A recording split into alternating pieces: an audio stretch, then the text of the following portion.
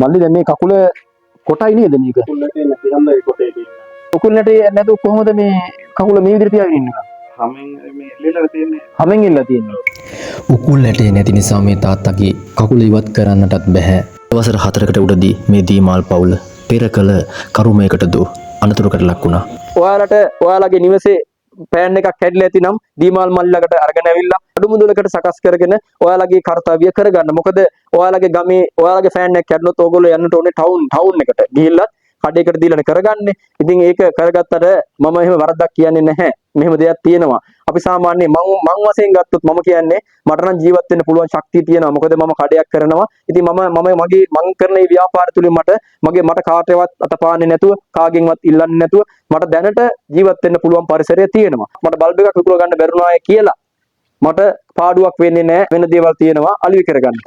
මට code wire එකක් විකුණ ගන්න බැරුණාය කියලා මට වෙන දේවල් තියෙනවා අලුයි කරගන්නට. ඒ වගේ හැම කඩේකම මම දකින්නේ එක බඩුවක් නෙමෙයි තියෙන්නේ විශාල ප්‍රමාණයේ බඩු තියෙනවා. මොක හරි විකුණන්න පුළුවන්. මේ අසරණයට කිසි දෙයක් විකුණන්නට නැහැ. එයා විකුණලා ජීවත් වෙන්න හදන්නේ මෙන්න මේකෙන්. මේක කරන්නේත් මෙයා හොයාගත්ත මුදලින් නෙමෙයි. මෙයා ගැන අනුකම්පා කරලා උදව් කරපු මේ මෙත්සිස් සහන පදනමේ ආදරණීය මහත්මයාගේ උදව්වෙන් තමයි මේ අසංක මල්ලි මේ ව්‍යාපාරය කරගෙන යන්නේ. අනතුරු නිසා අවුරුදු දෙකම හරි පුංචි පුතා මේ තාත්තලාගේ සියලුම බලාපොරොත්තු අහිමි කරමින් මෙලොවින් සදහටම සමුගත්තා. එදා පටන් මේ දීමාල් පවුලට ආර්ථික අතින් මෙන්ම මානසික අතින්ද අන්තිම බිඳුවටම පත්වෙන තත්ත්වයට ඇද වැටුණා. ඉතින් මගේ ආදරණීය හිතවතුනි අපි උදව් කරමු. මුදලින් නෙමෙයි පොඩි සපෝට් එකක් දෙමු. මෙයා කරන මේ ව්‍යාපාරයට සහයෝගයක් දෙමු. ඒකයි මේ කියන්නේ. මෙයාගේ මේ බල්බ් අරගෙන මෙයාට දායකත්වයක් සපයන්න කියලා තමයි මම කියන්නේ. ව්‍යාපාරික මහත්මියනි ඔයගොල්ලෝ මෙයාගෙන් බල්බ් ටිකක් අරගෙන මෙයාට දායකත්වයක් දෙන්න. ඒ වගේම ඩිලිවරි යන මහත්මගෙන් කියන්නේ ඔයගොල්ලන්ගේ ආයතනය කරන ඒ ව්‍යාපාරය කරනවට අමතරව ඔයාලට වෙනින්ම බඩු ටිකක් මල්ලිගෙන් අරගෙන මල්ලිට දායකත්වයක් සපයන වගේම ඔයාලගේ ජීවිතය ගොඩදා ගන්න ක්‍රමයක් තමයි මේ කියන්නේ. මගේ නම දිමාල් ලසංක කහටගස්සව තෝරුව මරදන් කඩවල කියන ලිපිනේ තමයි ඉන්නේ. දුරකථන අංකය 076යි 17යි 02යි 203. ඔයා දැන් අලුතෙන්ම මේ ගමට පදිංචිලා ඉන්නේ. සමහරට මේ ගමේ කට්ටිය ඔයාලට මේ හැකියාවක් තියෙනවා කියලා සමහරට දන්නේ නැතුව ඇති. අසල්වාසී ගම්මේ වල සියලු දෙනාට කියන්නේ ඉතින් මම දැනට ඉතින් ගෙදරකට බල්බ් එකක් කියන්නේ අත්‍යවශ්‍යයි. ඒතර බල්බ් වයර් කෝඩ් එකක් එතකොට ඇන්ටනාවක් ඒවා ඉතින් කඩේකින් ගන්නවට වැඩිය ගොඩක් අඩු මුදලකට මට දෙන්න පුළුවන්. ඊට අමතරව ගෙවල් වල රයිස් කුකර් වීටර් ජග් ඒ වගේ ඕනම ලොකු දේවල් නැතුව පොඩි ඕනම දෙයක් මම ළඟට ඇවිල්ලා හදාගන්න පුළුවන්. මගේ ආදරණීය හිතවතුනි මේක හොඳට මතක තියාගන්න. ඕගොල්ලෝ සමහරට ඕගොල්ලෝගේ ගමේ විශේෂයෙන්ම මේ තෝරුවව ගමේ සමහරට ඉන්න පුළුවනි. එදා වේලවත් කණ්ඩ නැති මිනිසුන් ඉන්න පුළුවනි. සමහරට නැතුවම නොවේ. කුලියක් මලියක් කරගන්න විදියක් නැති කට්ටේ ඉන්නවා වෙන්නට පුළුවනි. ඒ දේවල් නිතරම හිත පසුතැවෙන්නට එපා. ඔයාලට දැන් තියෙනවා ශක්තිය ලබා දෙන්නේ සවි ශක්තිය අතින් දුර්වලව තත්ත්වයට පත්වලා හිටපු මේ දීමාල් මල්ලි ඕගොල්ලන්ට හයියක් දෙනවා. මොකද ඒ මල්ලි කරන මේ ව්‍යාපාරය තුලින් එයාගේ මේ ස්වයං රැකියාව තුලින් ඔයාලටත් එදා වේල කන්න පුළුවන් පරිසරය හදලා දෙවි. සීවිල් එකක් හරි කමක් නැහැ, බයික් එකක් හරි කමක් නැහැ, පුත්සයකලක හරි කමක් නැහැ, පෙට්ටියක් බැඳගෙන ඕගොල්ලන්ට ගමක් ගානේ ගයක් ගානේ ගිහිල්ලා කතා කරලා මේ බල්බයක් බිස්නස් කරන්න පුළුවනි. මේක බෑ කියලා හිතනවා නම් ඒක බොරුවක්. මොකද මම ව්‍යාපාරිකයෙක් වුණත් මම ප්‍රායෝගිකව ඔප්පු කරලා තියෙනවා. මම මේක කියන්නම් කකුල් දෙකම අහිමි වෙච්චි පැමිල් මල්ලි කෙනෙකුට ඒත් උදව් කරේ මෙත්තිස් සහන පදනමෙන් රුපියල් 60000ක මුදලක් ලබා දීලා රෝද පුටුවක් රෝද තුනේ බයිසිකලයක් අරන් දුන්නා. ජීවත් වෙන්න ක්‍රමයක් තිබෙන්නේ නැහැ. හඳුන්කුරු ওই මෙත්තිස් සහන පදනමේ නවසීලන්තේ ඉන්න ওই පින්වන්ත මහත්මයා රුපියල් 10000ක් ලබා දුන්නා. හඳුන්කුරු අරගෙන මෙයාට ව්‍යාපාර කරගන්න පරිසරය හදලා දෙන්න කියලා මම හඳුන්කුරු ඒ මල්ලට අරන් දීලා මම කරේ මොකද්ද දන්නවද? ගයක් ගානේ ගමක් ගානේ කඩයක් ගානේ ගිහිලා රුපියල් 10000ට 12300ක් වටිනා විදියට එයාට හඳුන්කුරු මම විකුණලා දුන්නා. ශනිකවම මට පුළුවන් වුණා නම් ඒ මල්ලට පුළුවන් වුණා නම් මේ දීමල් මල්ලට පුළුවන් වෙනවා නම් දැන් ඕගොල්ලන්ටත් බැරි කමක් නැහැ.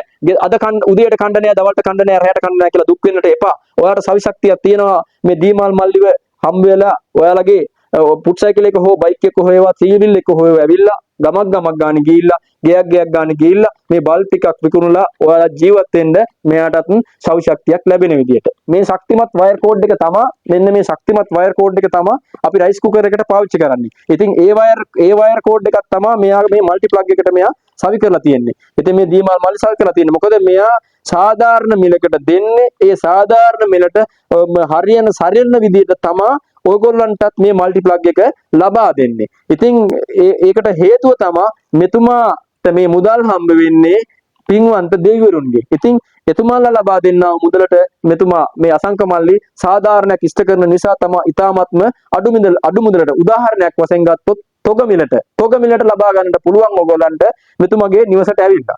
ආදරණීය හිතවතුනි සම්පූර්ණ වීඩියෝ එක නරඹන්න මේ දීමාල් පවුලට සාධාරණයක් ඉටු වුණා කියලා හිතෙනවා නම් පමණක් අපි අසරණ නැහැ YouTube channel එක subscribe කරන්න, like කරන්න, share කරන්නත් අමතක කරන්නට එපා මිතුරුනි. වාරු නැති උනේ එදා නෙමේ අද තමයි මේ තත්ත්වයට මේ දීමල් මල්ලිපත් උනේ. ඉතින් ඒ පත් වෙනත් එක්කම විශේෂයෙන්ම මෙත්තිස්ථාන පදනමේ අපේ ආදරණීය හිතවතුන්ගේ උදව්ව විශේෂ වුණා. මේ මල්ලිගේ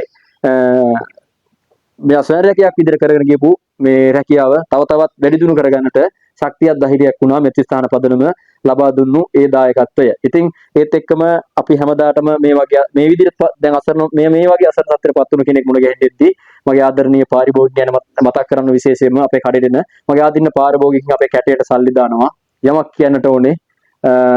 එක්තරා දවසක නංගි කෙනෙක් කියලා මට කිව්වා අයියේ නොපෙනෙන කැටයකට සල්ලි දාන්නට වඩා පෙනෙන කැටයකට සල්ලි දානවා නම් ඒක උතුම් කියලා හිතාගෙන තමයි ආ කැටයට සල්ලි දැම්මේ.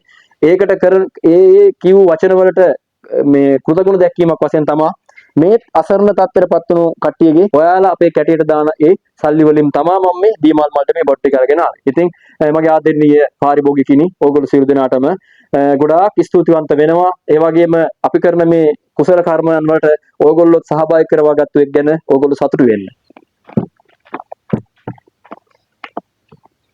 මේ රෝද පුටුව වඩ ලබා දුන්නේ මෙත්තිස්ථාන පදනමේ අපේ ආදරණීය හිතවතුන් පිරිසක්. මොකද මෙයාලා මම වීඩියෝ එකට දාද්දී වුණත් මම විශේෂ කරේ නැහැ රෝද පුටුවක් දීමල් මල්ට ලබා දිය යුතුයි කියලා. ඉතින් එතුමා ගත තීරණයක් තමයි මේ ඔයාලට රෝද පුටුවක් ලබා දිය යුතුයි කියලා. මොකද සමහර විට ඔයාලට මහත්තයා කිව්වේ සමහරට ඔයාලට මේ රෝද පුටුවේ ගිහිල්ලා ළඟ කඩේකට බල්බ් ටිකක් දාන්න ඒ වගේ දෙයක් කරන්න පුළුවන් නේ. එහෙම හැකියාවක් හෝ ඇති වෙයි කියලා එතුමාට හිතුණා. ඒ නිසා තමයි ඔයාලට මේ අලුතෙම රෝද පුටුවක් ලබා දුන්නේ. එදා මුල්ම දවසේ මම එනකොට ඔයගොල්ලෝ දැක්ක ඇති මුල් වීඩියෝ එකේ එදා වේලවත් කන්න විදියක් නැතිව ගන්න අදපත් හාල් මිටක් නැහැ. ඊයේ රැට කොස් කම්බලලු මෙයාලා කෑවේ. මේ පව් එන පොතේ මේ පුංචි දුව බලන්න පුංචි දුව මගේ දුව වගේ කෑම ඛණ්ඩ කුසට ආහාරක් නැතුව හිටි අවස්ථාවකදී උදව් කළ ඒ පසන්තිනිස් ඇතුළු පිරිසට වගේම විශාල ප්‍රමාණයක් උදව් කරා. ඒ වගේම මල්ලිගේ වීඩියෝ එක බලලා හැමෝටම ෂෙයා කරා මට උදව් කරන්න කියලා. ඉතින් ඒ උදව් කරපු සියලුම දෙනාට මෙතුවක් උදව් කරාපු ඒ සියලු දෙනාට බොහොම ස්තුතිවන්ත වෙනවා. අසංක මල්ලේ ඔයාලට මේ තරම් ඔයාලගේ දුක දැකලා දුකට මේ විදිහට පිහිට වෙන්නට රත්තරන් මිනිසුන් රත්තරන් කිව්වට ඒක පාඩුවක් නෑ. ඒකේ ඒ වචනේ ගැරහීමක් නෑ. මොකද ඒ වචනේ වටිනාකම තව තවත් වැඩි දියුණු වෙනවා. මොකද ඕස්ට්‍රියාවේ නිහල්ස තමයි ඔයාලට මේ නිවස සකස් කරලා දීලා තියෙන්නේ. ඉතින් කාමරයයි බාත්රූම් එකයි කුස්සියයි සකස් කරලා දීලා එතුමාට මදි පුංචිකමක් හිතිලා තියෙනවා. මොකද ඔයාලට ඉන්න අඩුපහඩු ඉන්න ඉඩකඩ මදි කියලා එතුමාට හිතෙච්ච නිසා තමයි දැන් ශාලේ කාමරෙකුයි නැවත සකස් කරන්න එතුමා තීරණය කරේ මදි පුංචිකමක් හිතිලා. සමහර කට්ටියට මදි පුංචිකමක් හිතෙන්නේ තවත් පිරිසක් ඉදිරියේ තමන්ගේ නිවස හෝ තමන්ගේ වාහනේ හෝ සුභෝගභෝගී විදියට නැත්තම් අංග සම්පූර්ණ නැත්තම් තවත් බාහිරින් බලන කෙනෙක් ඉදිරියේ තමන්ට මදි පුංචිකමක් වෙයි කියලා තමා බොහෝ පිරිස හිතන්නේ. මෙතුමාට ඒ මදි පුංචිකම හිතිලා තියෙන්නේ එතුමා ගැන හිතලවත් එතුමාගේ පවුලේ කට්ටිය ගැන හිතලවත් නෙමේ. කිසිම දවසක නොදකපු ජයවර්ධන කියන ඒ පින්වන්ත මිනිස්සයා කියපු වචනේ අහලා තමා මේ දීමල් මල්ලිට මේ නිවස සකස් කර දීලා තියෙන්නේ. තාමත් සකස් කරමින් යන්නේ. මේ වීඩියෝ එකෙන් විතරක් සීමා කරේ නැහැ. තමන්ගේ පවුලක් බවට පත් කරගත්තා මේ දීමල් අසංක කියන තරුණයා. නවසීලන්තයේ පදිංචි වෙලා ඉන්න මේ මෙත්තිස්ථාන පදනමේ මේ මහත්මයා. එතුමා මට කතා කරලා කිව්වා රොහාන් පුළුවන් නම් ඒ පුංචි දුවට ෆෝන් එකක් ලබා දෙන්න කියලා රුපියල් 15000ක මුදලක් මට ලබා දුන්නා. ඒ මුදලට හරියන විදිහට අංග සම්පූර්ණ ලෙස දුරකථනයක් දරු පෙටියට ලබා දෙන්න කියලා. ඉතින් ඒ දුරකථනය තමයි පුතේ මේ අරගෙන ආවේ. ඔයාගේ ඉතුරු අඩු පහක් ටික සියල්ලම මම දැන් හරි ගස්සලා දීලා යන්න. ඈ නැකිట్లా ගන්නකො. අපිට ඒ ඔයාගේ පියා කිව්වොත් වැරදි නෑ. මොකද පියෙකුට තමා පුතේ තමන්ගේ දරුවෙක්ගේ දුක දැනෙන්නේ, වේදනාව දැනෙන්නේ. සමාජයේ ඉදිරියේ ඔයා දරුවෙකුට අපකීර්තියක් ඇති වෙයි. සමාජයේ ඉදිරියේ තමන්ගේ දරුවා ලැජ්ජාවකටපත් වෙයි. මොකද සමාජයේ ඇසුරු කරන යාළුවන් අතරේ ඉන්නකොට තමන්ට මදිපුංචිකමක් ඇති වෙයි කියලා එතුමටත් නිහල්සයට වගේම හිතිලා තමා ඔයාට මේ උදව්ව මේ විදිහට කරේ. මොකද ඔයාට මේ ෆෝන් එකක් දුරකථනයක් ලබා දුන්නේ මේ ඔයා වැරදි මාර්ගයේ දවන්නට නෙමෙයි. මොකද සමාජයේ ගත්තාම හැම ළමයෙක්ම දුරකථනයක් පාවිච්චි කරනවා. මේ රෝද පුටුව ලබා දුන්නට අමතරව නිදත් සකස් කර දීම සඳහා මෙත්ති සහන පදනමෙන් රුපියල් 70000ක මුදලක් පරිත්‍යාග කරලා දීලා තියෙනවා මේ රෝද පුටුවට සහ ඒ ලිඳ සකස් කර දීම සඳහා. මොකද දීමල් මල්ලිලාට නිහල්ස ගේ හදලා දුන්නට පස්සේ පදිංචි දෙන්න බැරිකමක් තිබුණේ. මූලිකම ප්‍රශ්නයක් වෙලා තිබුණේ වතුර ප්‍රශ්නේ. ඒ වතුර ප්‍රශ්නය දැනුණු නිසා තමයි මෙත්ති සහන පදනමේ මහත්මයා සහ නිහල්ස සහභාගී වෙලා ඒ ලිඳ දැන් මේ වෙනකොට මේ ඉදි කරලා අවසන්. ඉතින් රෝහන් මහත්තයා මුලින්ම ස්තුති කරන්න ඕනේ, පින් සිද්ධ වෙන්න ඕනේ ඔබතුමාට. ඇත්තටම කියන්නේ අපි අසරණ නෑ සමාජ සත්කාර සේවාව හරහා අපිට විතරක් නෙවෙයි මුළු ලංකාවෙම බස්සක් මුල්ලක් නෑර රෝහන් මහත්තයා ගිහිල්ලා අපි වගේ තව ගොඩාක් අයට උදව් කරලා තියෙනවා. ඉතින් ඒකට බොහොම පින් රෝහන් මහත්තයා. තව එකක් කියන්නට ඒත් එක්ක මල්ලි ඔයගොල්ලන්ගේ ඇක්සිඩන්ට් එක වුණාට පස්සේ මුලින්ම ඔයාලට දෙවි කෙනෙක් වගේ පිළිහිටලා තියෙනවා කාංචන කුමාර ආරිදාස මහත්මයා. එතුමා සමාජස නමින් තමයි YouTube channel එකක් කරන්නේ. ඉතින් එතුමා තමයි මුලින්ම ඔයාලට ඇවිල්ලා ඔයාලා රෝගාතුර වෙලා ඉන්නකොට අසනීප කෙන. එතකොට තුවාල හිටියේ. ඉතින් මුලින්ම ඔයාලට බෙහෙත් ගන්නට අවශ්‍ය මුදල් මේ හොයලා දීලා තියෙන්නේ. වීඩියෝ එකක් දාලා එතුමා තමයි. එතකොට හරි එදා අපි හිතපු තත්ත්වෙත් එක්ක අද මම හොඳ තත්ත්වයක ඉන්නවා. මට ඒක ගැන ගොඩක් සන්තෝෂයි. ඉතින් ඒ වගේම තමයි අපිට ඉන්න තැනක් තිබුණේ නැහැ. අපි කුලියට හිටියේ රෝහන් මහත්තයා දන්නවා ඇති. ඒතර ඔය නිහාල් සර් අපිට හම්බුනේ තහම්බෙන් අපේ ගමේ ජයවර්ධන කියලා අයියා කෙනෙක් ගිහිල්ලා ඔය සර් වැඩක් කරන තැනකට ගිහිල්ලා කියපු පණිවිඩයට තමයි සර් එක්කම එක දවසයි අපි බලන්න ආවේ.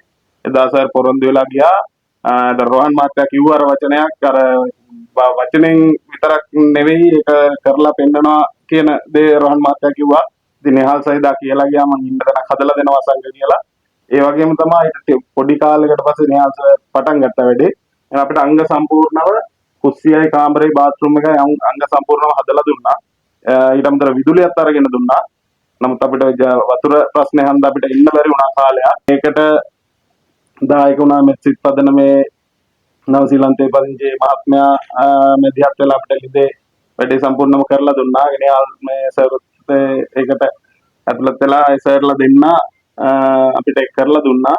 ඒ වගේම තමයි දැන් ඒ නිවසේ ජීවත් වෙන්න සම්පූර්ණ මාර්ගය අපිට හදලා දීලා තියෙනවා. ඒකට ඒ දේ විතරක්ම නෙවෙයි. හැමදේම අසංක කෑවද කොහොමද මොනවද තව කෙරෙන්න ඕනේ. මොකද පොඩි කාලයක් නේ. රන් මතක ඇතිනේ. එතන ලක්ෂ 3කට හිට වෙන්න මුදලක් දැනට අපිට ලබා දීලා තියෙනවා නේද? මොකද්ද? එතකොට මගේ මේ කකුල ගැන අතෑරලා මම හිතේ ඉස්සල්ලා වගේ කියනවා වගේ. ඉතින් ඒකටත් සර් ඉදිරිපත් වෙලා මේ වෛද්‍යවරුන්ට කතා කරලා ඒ හැමදේම එකක් ගෙදර බලලා ඇත්තටම කියන්න ඕනේ මත අපි අර කුලී ගෙදරින් එකට එද්දි සර් මට කතා කරලා අසංකව බලලා අරගෙන යන්න. එතකොට රන් මත එයාව ගහලා පන්නුනා ගෙවල් වලින්. එයාට ඉන්න දැන නැහැ. අපි තම කණ්ඩ දුන්නේ රන් මත දකින්න තියෙනවා. ඒවිලිදි කෑවා. එතකොට මේ අපි ආව අරගෙන ආවා. සර් කියපු හන්දා යාවදයක් ඔයා නිරෝගාතුරු හිටියේ. ඔව්. පුංචි දුව මත කරෙත් නෑ එතුමා. ඔයාගේ චූඩු දුව මත කරෙත් නෑ. තාත් එක්ක වගේ ඉදිරිපත් වෙලා දැන් අද ෆෝන් එකකුත් ලබා දුන්නා. ඔයාගේ තාත්තෙත් නෑ. දැනන් හිටියේ නෑ. ඔව් දැනන් හිටියේ නෑ. සර් කතා කරොත් අහනවා. දුවන් ඉන්නවද මේ මොකද මෙයා උදව් කරන්න කියලා සර් දන්නවනේ. ඔය තමයි ඕ දේවල් හැමතෙම හේතු තමයි මල්ලි. ඔයාලගේ අවංක සිතුවිලි. ඔය කියන්නේ මනස ක්ලියර් නම් මේ දැන් අපි ජීවත් වෙන කාල සීමාව තුළ අපි කරන ක්‍රියාවන් හැම දෙයක්ම සාර්ථක නම් තව කෙනෙකුට වංචාවක් නොවෙනවා නම් ප්‍රෝඩාවක් නොවෙනවා නම් ව්‍යාජ දෙයක් නොවෙනවා නම් අපිට ඒක සබහාදාම තුලින්ම ඒ සබහාදාමේ මිනිසුන් තුලින්ම අපිට ඒ උදව් පදව් හම්බ වෙනවා. ඒකේ සංදිස්ථානයක් තමයි මේක.